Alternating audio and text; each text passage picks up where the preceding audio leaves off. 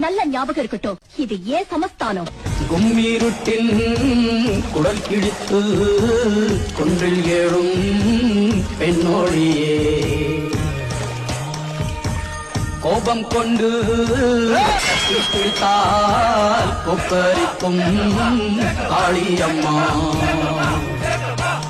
உன் கண் சிவந்து பார்த்தால் போதும் ஜோகியின் கத்தி உழுந்து போகும் அம்மா ஓவியத்தில் உன்னை பார்த்தால் அதே உன் உள்ளத்தை காட்டும் அம்மா அனைவரையும் ஆதரிக்கும் தாயாகிய அன்னபூர்ணி நீ அம்மா.